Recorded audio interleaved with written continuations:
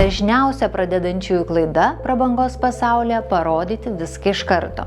Dideli logotipai ant batų, diržo ar rankinės viename derinyje niekada neatspindi tikrosios prabangos. Jie rodo pastangą atrodyti turtingesniais nei iš tikrųjų esame.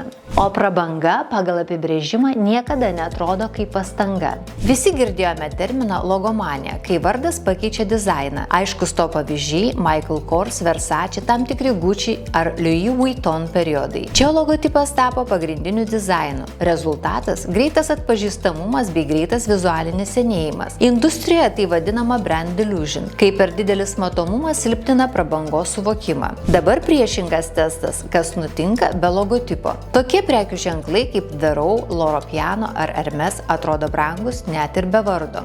Kodėl? Nes vertė yra siluete, audinyje ir konstrukcijoje, o ne tik pavadinime. Prabangos pasaulyje galioja tylus dėsnis. Tie, kurie nori atrodyti turtingi, renkasi logotipus. Tie, kurie jau turi statusą, renkasi subtilumą. Todėl tylūs deriniai atrodo ramesni, labiau pasitikinti savimi ir ilgainiui išlaiko vertę. Taigi, logotipas sumažina drabužio vertę tuomet, kai jis yra svarbesnis už dizainą ir tampa vienintelė priežastimi įsigyti. Jeigu nuėmus logotipą nebelieka charakterio, tai nebuvo prabanga, tai buvo tiesiog ženklinimas.